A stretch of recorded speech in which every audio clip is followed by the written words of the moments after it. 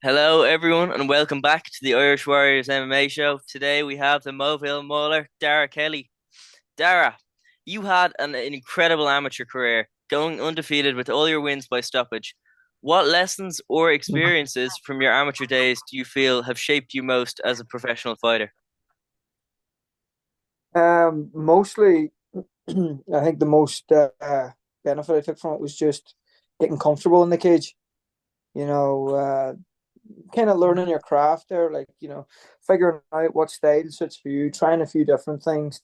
And I think once you're ready to turn over pro, you should have a good idea Yeah. of what works for you and what doesn't.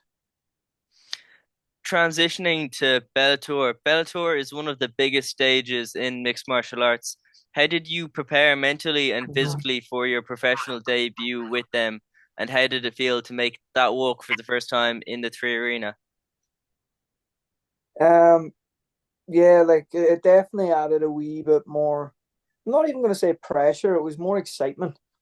Um, when I got towards the end of my amateur career, I felt like I'd done everything at amateur, and the fights weren't really like exciting me. I would say, or I wasn't getting that excited about them.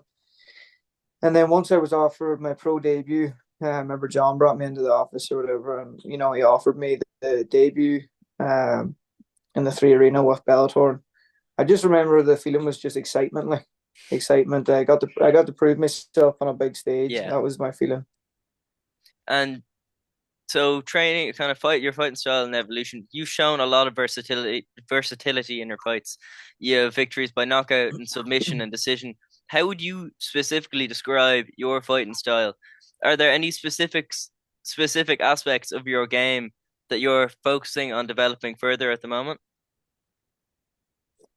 Yeah, starting off my career, I started in a jiu-jitsu club. We were a jiu-jitsu base, so that definitely was my style.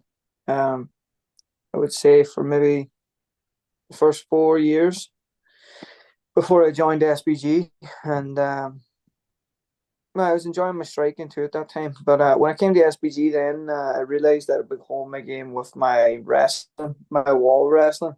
Yeah. We weren't very well versed on the cage, so done a lot of work on that, and then that seemed to suit my game very well. So uh, I spent a lot of time at that, and I got very good on the cage.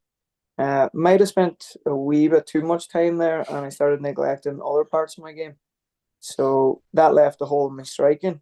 And then the last couple of years, I've been patching that up. So uh, for the first time in my career, I'm feeling comfortable and confident on my feet as well as on the ground. So I'm working mostly on my striking at the minute and loving it. I know SVG is known, John Kavanagh himself, he's known for having just thousands of hours on the wall alone. He's quite skilled in that Yeah. area of mixed martial Hmm. arts. So Yeah. training at SPG Ireland under John Kavanagh and along some of the top fighters in Ireland, what's the biggest benefit of being part of SPG and how has the environment there helped you evolve as a fighter yourself? Well, as I said, when I trained at home, we had a very small team. Like we had lots of jiu-jitsu guys, but on the MMA team, there was only three or four active fighters, and probably only two of us who were active frequently. Yeah, So it was a massive change coming down to SBG. There could be, I think there could be 50 or 60 on the mats at times, like, fighters from all over the world. And you get a different look, different styles, with guys who've been at fighting at high levels. So that's brilliant. You get all the different styles. When you fight someone in the cage, you've probably got a sparring partner who be pretty similar to them and can yeah. help you prepare. The facility, of course, the facility is unbelievable. We have everything you need. We even have a sauna that probably holds about 25 people. Yeah, no, Um, I've trained at SVG a couple of times. It's brilliant. I think mhm. you might have known my coach, Gareth McNamara. Jiu-jitsu, is it? Yeah, Garmac. Yeah. Yeah. So, Mhm. yeah, Mel, kind of your mindset and preparation in MMA, the mental toughness is obviously just as important as physical conditioning. How do you prepare Mhm. mentally for fights, and what goes through your mind in the hours leading up to kind of walking into that cage and preparing to fight another man? Yeah, it's definitely as important, probably more important, really. Like if you came to me with if I was a coach and I had two guys, one was very athletic, the other guy was very mentally tough. I'm probably taking the mentally tough guy. Yeah, Um, as for preparing yourself, I don't know. Like I think that's something you either have or you don't. Like I think people are naturally fighters. I don't think you can really put that into people. Like yeah. so, You have to kind of be I think born with that's that just there. mentality. You know what I Yeah, mean? yeah. I think so. I don't think you can really train that. Like Irish MMA has seen a surge in popularity and talent over the past decade. As a part of this new wave of kind of Irish fighters, how important is it for you to represent Ireland on the international stage, and what does it mean to have the support of all the Irish fans? yeah, it means everything. Of course, there's a big wave coming through at the moment. From loads of different gyms. It's exciting times in Irish MMA because there's a lot of big prospects and guys who could go very far. And I'm a fan of the game, fan of Irish MMA especially. If I follow boys from different gyms, I would tune into their fights and enjoy that. For me personally, it means everything. You know, before us, there's been two or three waves. Where I'd say we're probably the third or fourth wave coming Yeah, through now, yeah, and probably the biggest wave with numbers anyway. And it just you just want to do Irish MMA proud and compete at a very high level in the world and put a bit of respect on the Irish fighters' names, and yeah, yeah. You were set to debut earlier, but due to unforeseen circumstances, kind of like opponent injuries and just things not going as planned, how did you handle those setbacks mentally, and what kept you motivated during those really challenging times? you cut out at the start of that question there. Sorry, you were set to debut earlier, but due to for unforeseen Mm, circumstances like opponent injuries and things not going as planned, how did you handle mm, setbacks, and what did you keep motivated during those challenging moments? Because I spoke to a couple fighters, and they've all said one of the biggest challenges they found just turning pro is just guys mm. pulling out. Yeah, well, it's part of the game, isn't it? It's frustrating. I remember in the lead up to that, as I said, when John told me that I was going to be making my debut, I was fucking buzzing like. And I remember at the time, I would say I was going to go to the AMAFs to compete as an amateur, and John came to me when I was already up selected to represent Ireland and told me about Bellator. So my plan, I'd go to the AMAFs, I'd come back and then make my pro debut. But preparing for the AMAFs, then I ended up tearing ligaments in my ankle, so I needed surgery, and I thought it'd be, I'd come out of the surgery, be pretty okay, like, walking within a few days, whatever. But it was fucking, it was a lot worse than I thought, like. So I think I was in the boot for 4 or 5 weeks. Oh fuck! I had 8 weeks to prepare, so I was on the bike the whole camp, didn't do anything other Fuck! than improve my cardio, a bit of weights as well, like. And now I was fit as fuck, but it wasn't ideal. But I still going ahead with it. I got one spar in then towards the end. The ankle it was holding up well, like, but it was still, I only had it Yeah, really 2 weeks because you're doing the final, like.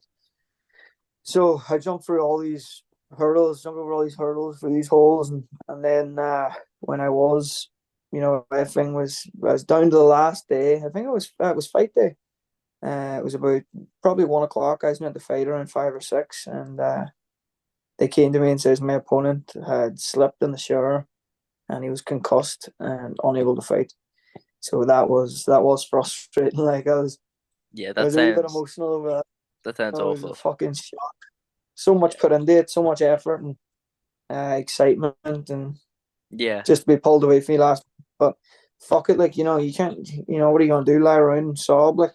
exactly. I You just have got to I keep got to going. make Yeah, exactly. I got to make my debut a few months later, so it's gonna come in waves. You'll be up and you'll be down, but you just gotta keep going. Like all things, life comes in waves at you. Exactly.